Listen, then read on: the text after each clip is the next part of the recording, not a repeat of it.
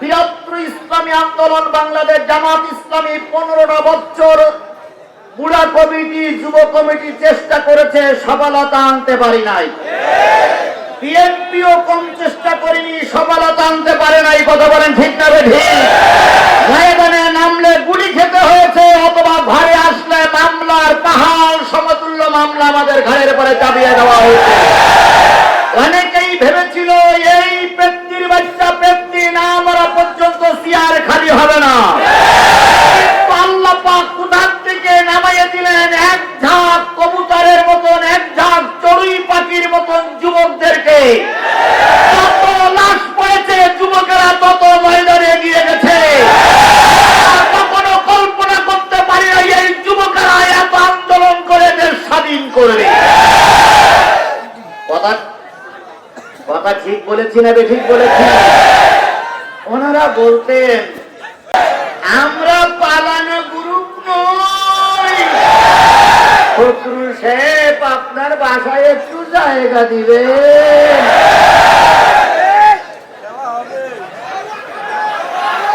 বলিনি যদি ঢাকার বাসায় জায়গা না হয়, ঠাকুরগাঁর বাসায় একটু জায়গা দিয়ে। আমরা পালাই না। দীর্ঘ 17টি বছর আমরা অত্যাচার নির্যাতন সহ্য করেছি। একজন নেতা কর্মী ময়দান ছেড়ে পালিয়ে যায়নি। আর আপনারা কে না হতে না হতেই ময়দান ছেড়ে পালিয়ে চলে গেছে। কোথায় আপনাদের সেই অহংকার, আর কোথায় আমাদের কর্মী? দেখে যাও, আমরা ছিলাম, আমরা আছি, আমরাই থাকবো।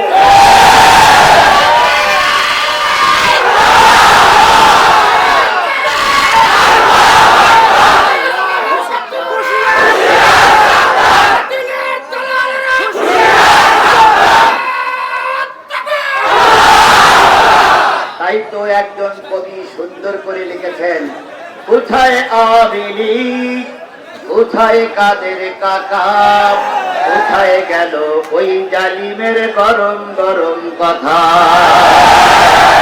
কোথায় আওয়ামী লীগ, কোথায় কাদের কাকা, কোথায় গেল ওই জালিমের গরম গরম কথা। খেলা হবে, খেলা হবে, খেলা হবে, খেলা হবে, খেলা হবে বলে কাকা গেল পালাইয়া। শেখ হাসিনা পালাইছে দেশটা ছাড়িয়া। কে করেছেন? যে আল্লাহ এই সুযোগটুকু দান করলেন, সেই আল্লাহর শুকরিয়া আসবে না জোরে? কারো জবান বন্ধ থাকবে না, সকলে মিলে বলছি আলহামদুলিল্লাহ। আলহামদুলিল্লাহ বললে খুশি হলো কে? আর আলহামদুলিল্লাহ এই শব্দটা মেনে নিতে পারে না, গ্রহণ করতে পারে না, সহ্য করতে পারে না, তিনি কে? শয়তানকে এই মজলিসে আছে? শয়তানকে এই মজলিসে আছে? নাই। শয়তান ইতিমধ্যে পালাই চলে গেছে নাকি? তাহলে যে আল্লাহ পাক আপনাকে আমাকে সুন্দর পরিবেশ তৈরি করে দিলেন, সেই আল্লাহর আবারও শুকরিয়া আদায় করছি আলহামদুলিল্লাহ। আল্লাহ বলতেছেন, কুল লাউ কানাল বাহরু মিদাদান লিকালিমাতি রাব্বি লানাফিদাল বাহরু ক্বাবলা আন তানফাদা কালিমাতু রাব্বি ওয়ালাউ জিনা বিমিসলিহি মাদাদা।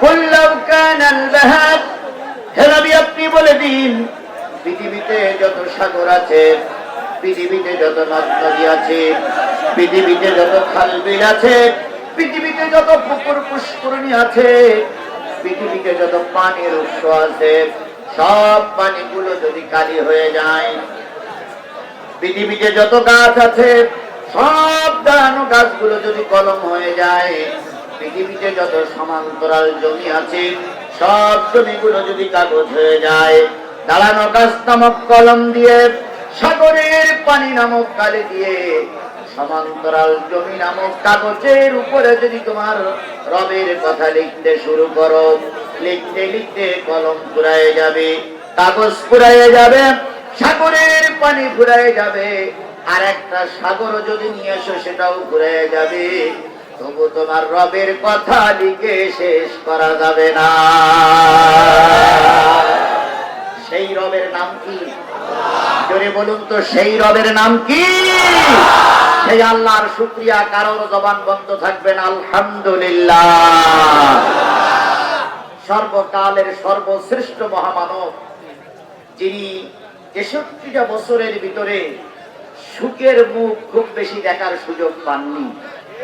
তিনি জন্মিয়েছেন এতিম হয়ে, সারা জীবন কষ্ট করেছেন, ওহুদে মার খেয়েছেন, তায়েফে রক্ত দিয়েছেন, বদরে কষ্ট করেছেন, নিজের দেশ ছেড়েছেন, কিন্তু উম্মতকে ভুলে যান নাই।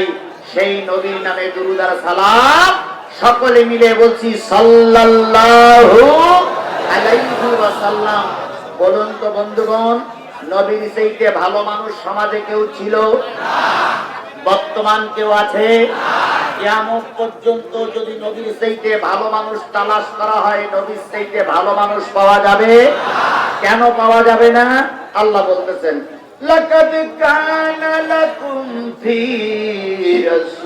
রাসূলিল্লাহি উসওয়াতুন হাসানা। ও নবী, আপনার ভিতরে আছে সকল মানুষের জন্য একটা আদর্শ। আপনার আদর্শ যদি কেউ মেনে চলে, তারা জীবনেও কালো ধন্য হবে, পরকালেও ধন্য হবে। আচ্ছা বলুন, নবী যেভাবে মার খেয়েছেন, আমাদের কি মার সে পর্যন্ত হয়েছে না এখন একটু বাকি আছে? নবীর যে মার হয়েছিল সেই মারির যেটা আমাদের মায়ের একটু কম আছে না বেশি হয়েছে? কি বলেন, কম না বেশি? সবাই মিলে বলেন, কম না বেশি? কেউ কেউ বলবে বেশি, আবার কেউ কেউ বলবে কম। তবে যে যাই বলুক, নবীর চাইতে অত্যাচার আমাদের উপরে বেশি হয়নি। আল্লাহ নবী, তিনি ছিলেন আল্লাহর নির্ধারিত পয়গম্বর। নিজে মার খেয়েছেন, রক্ত দিয়েছেন, তায়েফে রক্ত দিলেন, সারা জীবন কষ্ট করলেন। আবার যখন ক্ষমতা হাতে পাইলেন, তখন নবী বললেন, আমি সবাইকে আল্লাহর রাস্তে মাফ করে দিলাম। মাফ করে দেওয়ার কথা রাসূল বলেন নাই? কথা বলেন, বলেন নাই? আমরাও বলতেছি, আমরা ক্ষমা করে দিলাম। কিছু লোক কবল দাঁড়াচ্ছে, হ্যাঁ এত মামলা দিলাম, এত মাইক চালালাম, এত ঘর বাড়ি ছাড়ালাম, তারপরে বলতেছে মাফ করে দিলাম।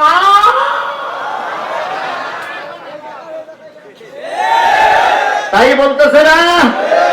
কিন্তু ওর পরে আর একটা কিন্তু আছে। মাফ করে দিলাম কিন্তু,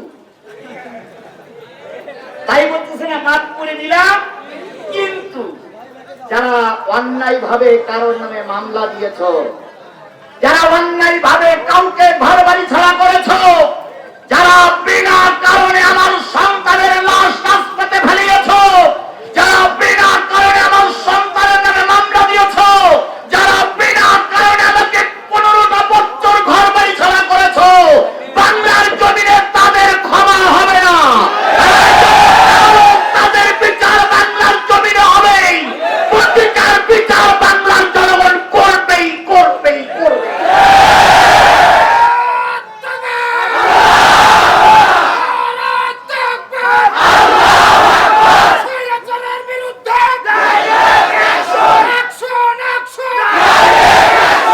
আমাদের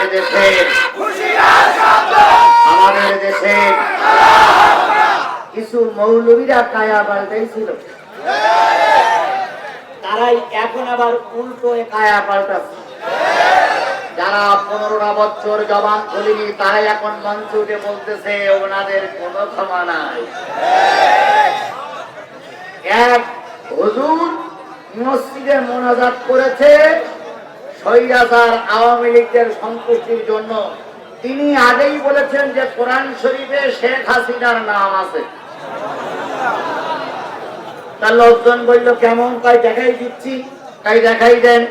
উনি বলতেছে রব্বানা আতিনা ফিদ দুনিয়া হাসিনা।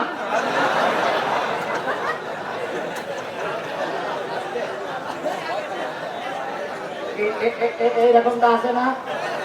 রব্বানা আতিনা ফিদ দুনিয়া, ওখানে একটুখানি অর্থ করিস হাসিনা। রব্বানা আতিনা ফিদ দুনিয়া হাসিনা ওয়া ফিল আখিরাতে হাসিনা ওয়া কিনা আযাবান নার। উনি রব্বানা আতিনা ফিদ দুনিয়া হাসানাতাও ওয়া ফিল আখিরাতি হাসানাতাও ওয়া কিনা আযাবান নার। দালালি করতে গিয়ে এত দূর উপরে উঠে গেছে যে হাসিনার নামটা উচ্চারণ করে ফেলেছে। এখন ওনারা দোয়া ইউনুস করতেছে। আর এখন ক্ষমতায় যিনি বসে আছেন তার নাম কি? উনি এখন চেয়ারে বসে বলতেছে তোমরা যতই দোয়া ইউনুস পড়ে আমি তো সেই লোক।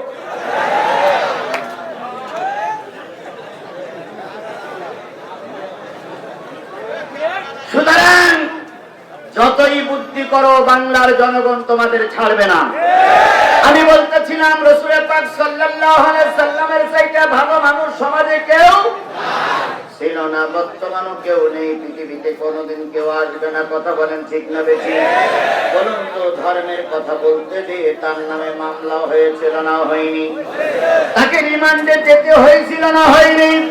তাকে নাফি থাকতে হয়েছে, কথাটা সঠিক না বেশি?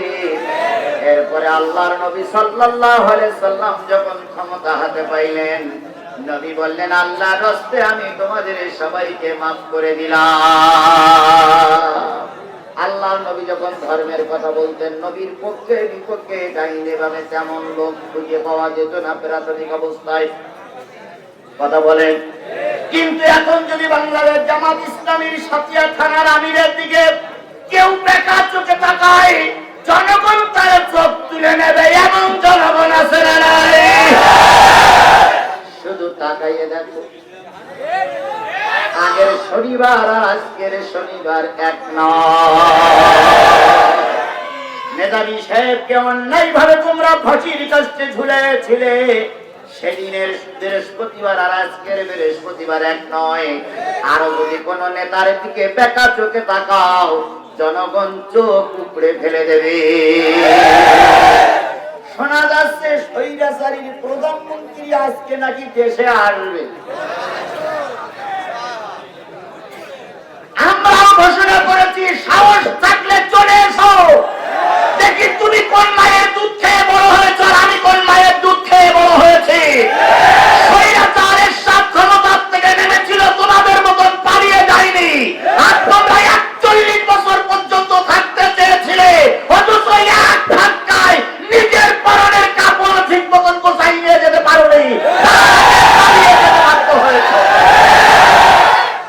আল্লামা সাঈদী বলেছিলেন এমন সময় আসবে, এমন সময় আসবে পালানোর জন্য ইঁদুরের গর্ত খুঁজে পাবা না। সে কথাটা আজকে সত্যে পরিণত হয়েছে। কথা বলেন ঠিক না ঠিক? উনি চেয়েছিল আমি কিছু টাকা পয়সা আর কিছু জিনিসপত্র নিয়ে যাব, সেনাবাহিনী বলল ওটা দেওয়ার সময় নাই। খেলাকার আমার ভাইয়েরা, নবী ধর্মের কথা বলতে যিনি মার খেয়েছেন, রক্ত দিয়েছেন, প্রাথমিক অবস্থায় যখন নবী ধর্মের কথা বলতে শুরু করলেন, নেতা আবু জেহেল রাসূলকে ডেকে বলল খবরদার এভাবে কথা বলবা না। নবীজিকে চুপ করে গেলেন। হ্যাঁ মুসলমান কথা বলেন, নবীজিকে চুপ করে গেছেন। নবীজি ধর্মের কথা বলতে শুরু করলেন, আরেকদিন নবীকে ধমক দিল, নবীকে গলা ধাক্কা দিল। এইভাবে নবীর পরে মাস চলতে শুরু করলো। নবীজি কালেমার দাওয়াত চালু রাখলেন। হঠাৎ করে একদিন আবু জেহেলের সঙ্গে দেখা। আবু জেহেল ডাক দিয়ে বলে, ভাতিজা কালেমার কথা বন্ধ করতে বললাম, তুমি করলে না, তুমি কি চাও? নবীজি চুপ করে দাঁড়িয়ে আছে।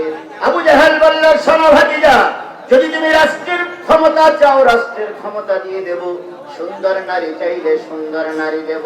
আকাশের চাঁদ চাইলে আকাশের চাঁদ দেওয়া সম্ভব, তারা চাইলে তারা দেওয়া সম্ভব, কিন্তু কালেমার কথা বন্ধ করতে হবে।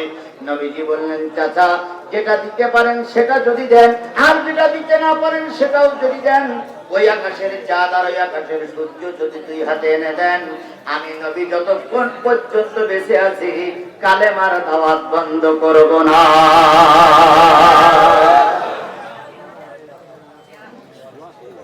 আবু জাহেলের রাগ হয়ে গেল। আবু জাহেল বলল, জানো আমি কে? আমি সরকারি দলের চেয়ারম্যান।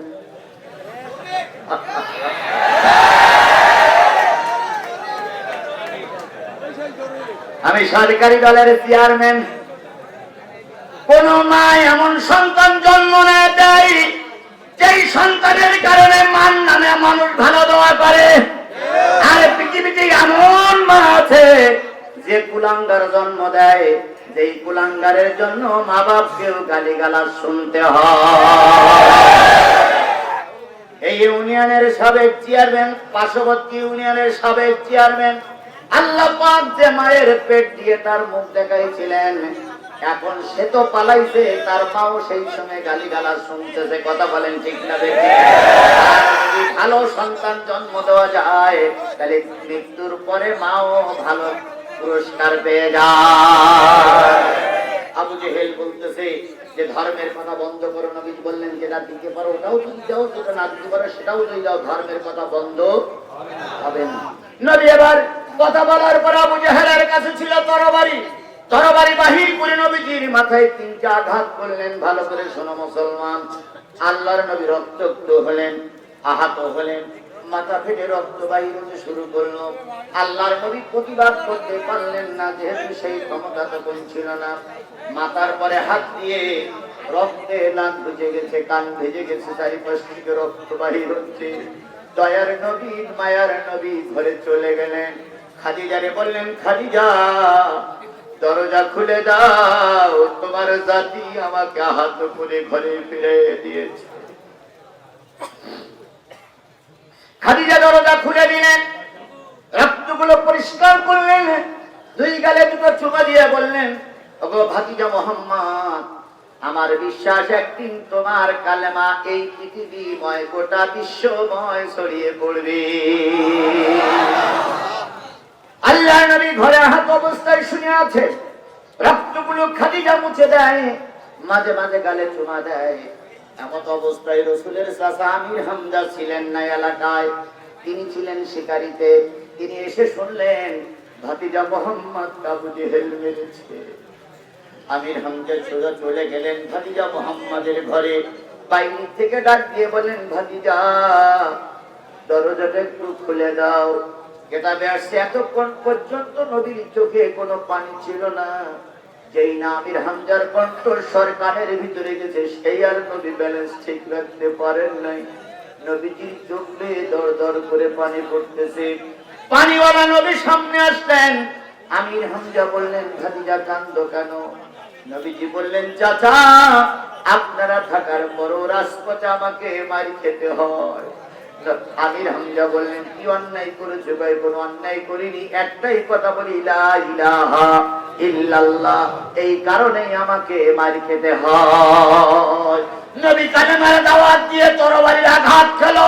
নবী কালেমার দাওয়াত দিয়ে শিয়াবে আবু তালেবে 3 বছর 3.5 বছর জেল খাটলো। নবী কালেমার দাওয়াত দিয়ে উহুদে মারি খেলো। নবী কালেমার দাওয়াত দিয়ে তায়েবে মারি খেলো। আর তুমি আর আমি কালেমার দাওয়াত দিয়ে কিছুই হয় না। তাহলে বুঝতে হবে তোমার কালেমা আর আমার কালেমা এক হচ্ছে না। এক কালেমায় রুজি রুজি আর এক কালেমায় ফাঁসি। এক কালেমায় রুজি রুজি আর এক কালেমায় ফাঁসি। কোন কালেমায় থাকবে তুমি জানাও জগৎবাসী। এক কালেমায় রুজি রুজি আর এক কালেমায় ফাঁসি। একই কালেমা বলে বিশ্ব আন্দোলনের সিপাহসালার বাংলাদেশের যুবকদের মুরব্বীদের মাথার মুকুট এই সাতিয়ার সুপুরুষ আমাদের প্রিয় শায়েখ মাওলানা মতিউর রহমান নিজামীকে ফাঁসির কাছে ঝুলতে হয়েছে। আর একই কালেমার দাওয়াত দিয়ে সোনাকিয়ার ইমাম হেলিকপ্টার চড়ে বেড়াচ্ছিল। একই কালেমার দাওয়াত দিয়ে আমির হামজা জেল খাটলো, একই কালেমার দাওয়াত দিয়ে আজারি বিদেশে চলে গেল, আর একই কালেমার দাওয়াত দিয়ে কুয়াকাটারা বিমানে চড়ে বেড়ায়। কালেমা তো একটাই, কি কালেমা একটা না? কথা বলেন, কালেমা একটা না? একই কালেমার দাওয়াত দিয়ে আল্লামা সাঈদী পুষ্করে জেলখানা থেকে বের করে হাসপাতালে মেরে দেওয়া হলো, আর একই কালেমার দাওয়াত দিয়ে চরমোনার বিশ্বে ঘুরে বেড়ায়। দুইজনেই একই কালেমা পড়ে, কেউ ফাঁসিকে ধরে আর কেউ আরামে ঘুরে বেড়ায়।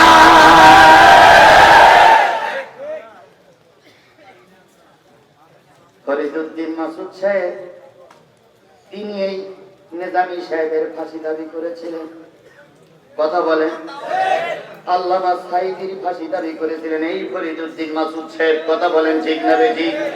আবার এই ফরিদউদ্দিন মাসুদদের বাঁচানোর জন্য বরিশালের একটি সাহেব তাদের পক্ষেই দালালি করতেছে। তিনি বলতেছেন ফরিদউদ্দিন মাসুদের নামে যদি কোনো থানায় মামলা নেওয়া হয়, থানার ওসি সাহেবকে নাকি মাপ চাইতে হবে, তাকে তারপর বলতেছে থানা ঘেরাও করা হবে। আমরা স্পষ্ট করে ঘোষণা করে দিতে চাই, বাংলাদেশের যুবকরা এদের স্বাধীন করেছে।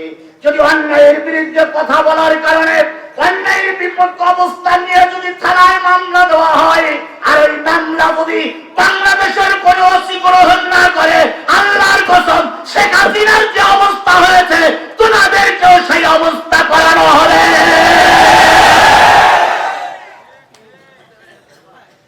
ফাজলামি করার একটা শেষ আছে। কথা বলেন, ঠিক না বেঠিক?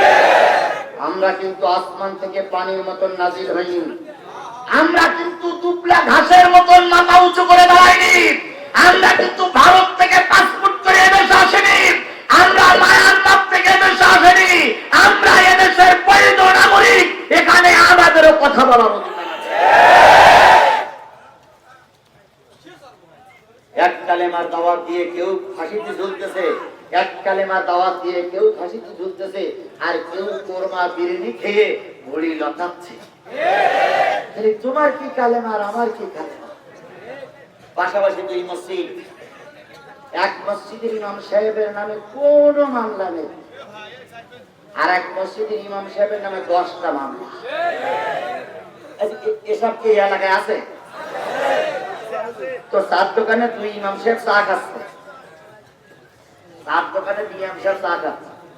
তো চাওয়ালা বলতেছে, হুজুর আপনিও হুজুর, উনিও হুজুর, ওনার নামে 10টা মামলা, আপনার নামে তো কিছু হয় না।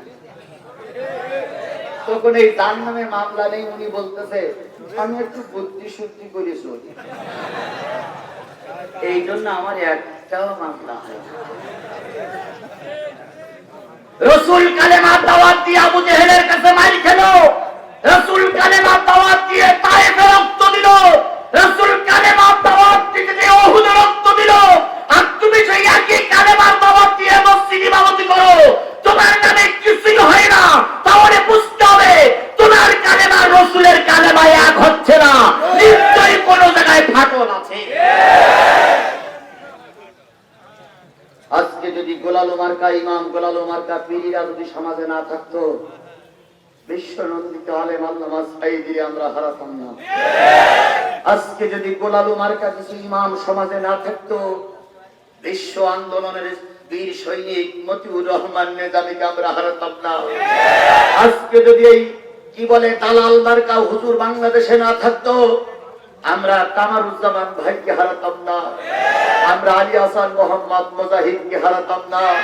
শুধুমাত্র একমাত্র কারণ হচ্ছে হুজুররা হুজুরদের বিরোধিতা করার কারণে ওরা এত সুযোগ পেয়েছে। আমরা যদি বাংলাদেশের সব টুপিওয়ালার এক বাক্যে বলতাম যে ইসলামের বিপক্ষে যারা অবস্থান নেবে, আজকে থেকে শপথ দিলাম মরার পরে জানাজা পড়বো না, তাহলেও জানাজা পড়ার আগেই সোজা হয়ে যাবে। কিন্তু আমি না বললে আর এক মৌলবী বলতেছে আমি তো পড়ার জন্য রেডি।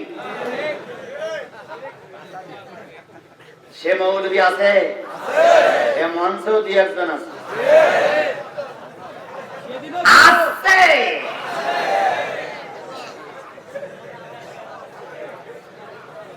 আমি সাথিয়ায় পাবনায় আজকের থেকে আসিনি, আমি আপনাদের ভালো রকম চিনি ভাই।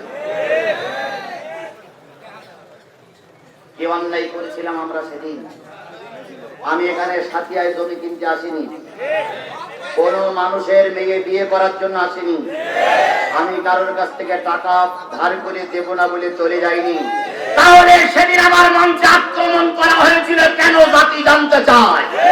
সেদিন আমাদের মঞ্চের হাতুড়ি নিয়ে, হকি স্টিক নিয়ে, চাইনিজ কুরআন নিয়ে পুলিশ, যুবলীগ, আওয়ামী লীগ, ছাত্রলীগের নেতা কর্মীরা আমার মঞ্চে আক্রমণ করেছিলেন। আমরা জানতে চাই কেন সেদিন আক্রমণ হয়েছিল। যদি সঠিক উত্তর না হয়, আল্লাহর কসম তোমাদের মতো নেতার মৃত্যুর পর আমরা অন্তত তোমার জানাজা করব না।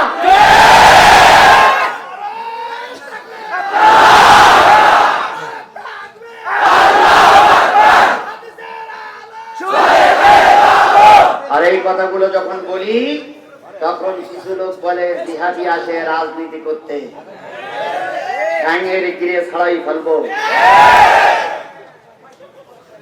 আমি সেদিনও যা ছিলাম আজও তাই আছি, কথা বলেন ঠিক না বেশি? সেদিন রক্ত দিয়েছিলাম, মারি খেয়েছিলাম, এখান থেকে আমাকে চলে যেতে বাধ্য করেছিলেন, তবুও যতটুকু ছিলাম বাঘের বাচ্চার মতন ছিলাম, এক মিনিটের জন্য মাথা নত করিনি। সেদিন যদি বাঘের বাচ্চার মতন থাকতে পারি, আজও বাঘের বাচ্চার মতন।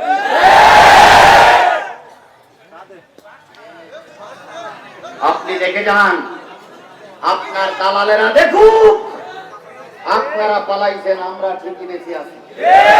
আমার যুবকেরা মাথা উঁচু করে দাঁড়িয়ে আছে, আমার মুরব্বীরা মঞ্চে বসে আছে। আগামী নির্বাচন যদি সুষ্ঠু হয়, ইনশাআল্লাহ আমরা ইসলামী আন্দোলনের নেতাদের বিজয়ের মালা পরিয়ে, ফুলের মালা পরিয়ে আগামীতে জাতীয় সংসদের সদস্য বানাবো ইনশাআল্লাহ। তবে হ্যাঁ, দিনের ভোট রাত্রি হইলে ঠেকাবে কিনা?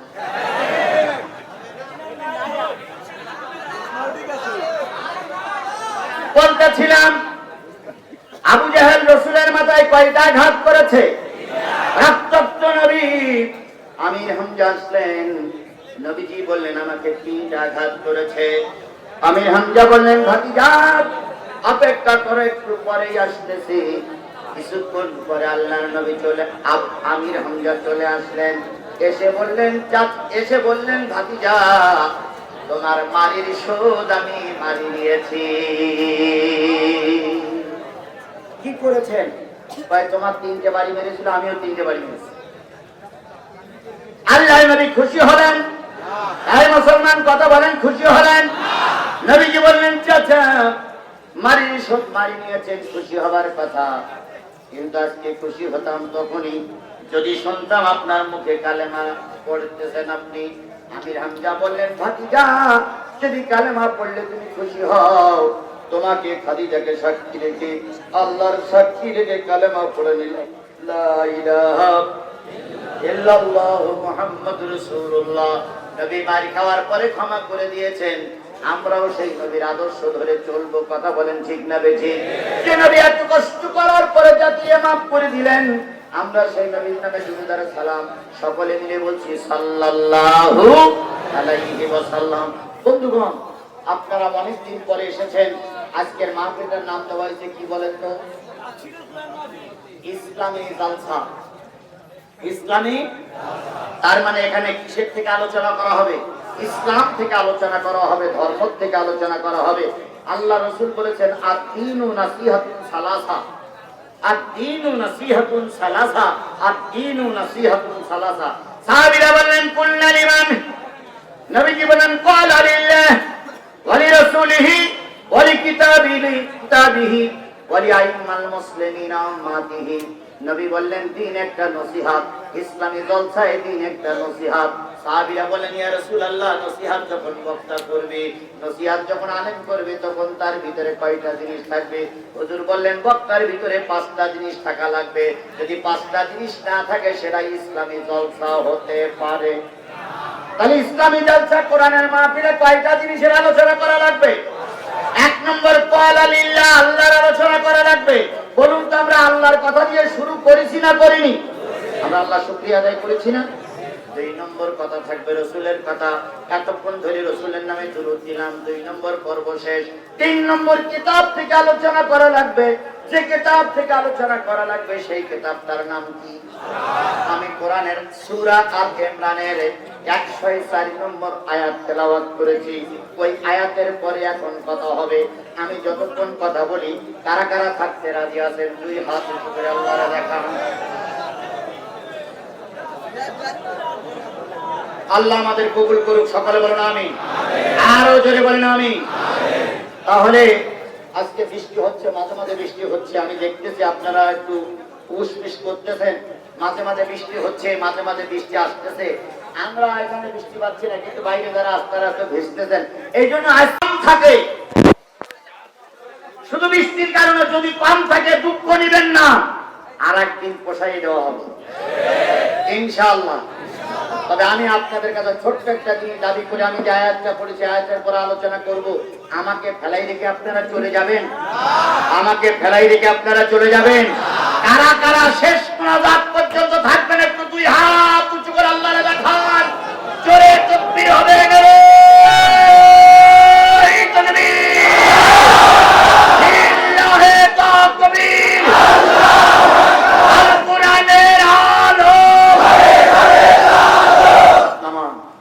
দেখালাম আচ্ছা, আপনার হাত উঁচু করা আল্লাহ দেখেছে? দেখেছে? সত্যি সত্যি কি করি দেখবো উপরে সামিয়া না, তারপরও আল্লাহ দেখেছে। তাহলে আমরা হাত উঁচু করে কি বলেছি আল্লাহরে? কি সত্য? কোরআন সত্য। আর আমি হাত উঁচু করে কি বলেছি, কি বলবো? তাহলে আপনি অদবদ্ধ, আমি অদবদ্ধ। যদি আখিরি মোনাজাতের আগে আপনি চলে যান তাহলে আপনি দায়ী হবেন, আমিও দায়ী হব। কথা বলেন ঠিক যাবে ঠিক? যদি সবকিছু ঠিক থাকে, বৃষ্টি না হয়, পরিবেশ ঘোলাটে না হয়, আমরা 12টার আগে শেষ করবো ইনশাআল্লাহ। আর যদি উলট পালট হয়ে যায় তাহলে হঠাৎ করে হয়তো বন্ধ হয়ে যাবে।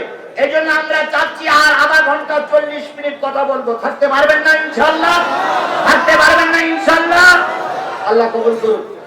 সবাই মিলে বলেন আল্লাহ কবুল করুন। আমিন। আরো জোরে বলেন আমিন। আচ্ছা ভাই, একটুখানি ব্রেক করি। সেটা হলো, বলুন তো, এই বৃষ্টির ভিতরে, এই কাদার ভিতরে, এই প্রাকৃতিক দুর্যোগের ভিতরে এই মাহফিলটা করতে কর্তৃপক্ষের কত টাকা খরচ হয়েছে বলে মনে হয়? খুব বেশি হলে 30,000।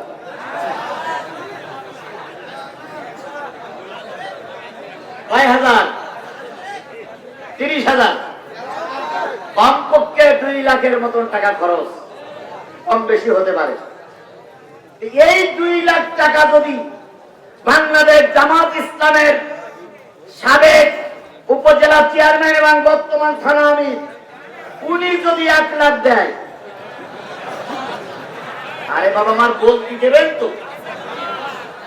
আর এই থানার সম্মানিত সেক্রেটারি উনি যদি 1 লাখ দেয় তাহলে আর লোকের কাছে চাওয়া লাগবে? আর সভাপতি যদি 1 লাখ দেয় তাহলে ওটা এক্সট্রা হয়ে যাবে, তাই না ভাই? সুতরাং এনারাই ঠিক আর আমরা হা করে বসে থাকি। হ্যাঁ, আমি আমার সম্মানিত আমির সাহেবের কাছে দাবি করতাম, যদি আমার সরকার ক্ষমতায় থাকতো আমি দাবি করতে পারতাম, কারণ তিনি উপজেলার চেয়ারম্যান, তার হাতে পাওয়ার থাকতে, কিন্তু আমাদের এখন পাওয়ার নেই। আবার ওই বাতিলপন্থীরা ছিল গরিব, 2-3 বছরের ভিতরে আরে টাকার পাহাড় গড়ে ফেলেছিল। কথা বলেন ঠিক না বেঠিক? এরা 1 লাখ টাকা দান করতে পারত, কিন্তু আমার নেতারা পরের মাল খায়ও না, ওরা কোন বড় অঙ্কের টাকা দান করতে পারে না। কথা বলেন ঠিক না বেঠিক? তবে আমরা চিন্তিত নই, গোটা বাংলাদেশের 18 কোটি মানুষ হলো আমাদের ব্যাংক। ওই ব্যাংকে টাকা জমা আছে, তাই তো আমরা ইসলামী আন্দোলনের পক্ষে কথা বলি। কথা বলে ঠিক না বেঠিক? 10 টাকা জনগণ আয় করলে 2 টাকা সংগঠনে দান করে, 15 টাকা আয় করলে 3 টাকা সংগঠনের দেয়, 12 টাকা নিজের পিছনে খরচ করে। কথাটা কি বাড়াই বললাম? সেই মানুষ আপনারা, সাথিয়ার মানুষ, এখানে 2 লক্ষ টাকার বেশি খরচ, যা দিয়েছেন তা দিয়েছেন। আর 20 টাকা যদি আমি দেই তাহলে এই মঞ্চের এই হক আদায় হবে। 20 টাকা কার পকেটে নেই তারা একটু হাত তোলেন। আমার পকেটে 20 টাকা নেই।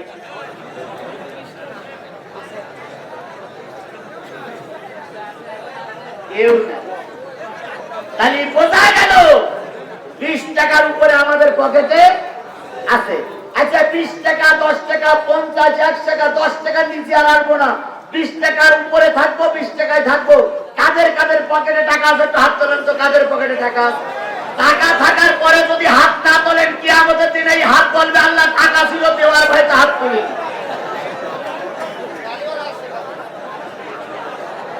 আচ্ছা এবার হাত নামান। যারা যারা হাত উঁচু করেছেন, যার যা আছে তাই পকেটে হাতে বের করেন। আমিও বের করছি, বের করেন, বের করেন, বের করেন, বের করেন। একজনের কালেকশন, একজনের কালেকশন করা লাগবে না, কালেকশন একজনও করা লাগবে না, আমি কালেকশন করবো, কালেকশন করা লাগবে। ভাই বলুন, আপনারা নিচে বসছেন আর যারা উপরে বসে আছে, এনাদের সম্মান আপনাদের থেকে বেশি না কম? বুঝে শুনে বুঝেন। আচ্ছা যদি বেশি না হবে তাহলে চেয়ারে বসছে কেন? তাহলে নিশ্চয় এনারা স্বনামধন্য ব্যক্তি। তাহলে আপনার যদি 20 টাকা দেওয়া লাগে, এনাদের কত দেওয়া লাগবে? না কমপক্ষে 500। আচ্ছা 500, 1000, 2000, 5000, আপনারা 20 টাকার কম দেবেন না, আর এনারা 500 টাকার কম দেবে না। যদি এনারা 500 টাকার কম দেয় আর জনগণ যদি বলে আমিও 20, তুমিও 20, উপরে কেন নিচে, একটু তালি বলে মারামারি শুরু। এই জন্য দয়া করে উপরের লোকের সম্মান বজায় থাক, সবাই 500 টাকাকে বের করে। আবু সাইদ মেলামি 500 টাকা দিতে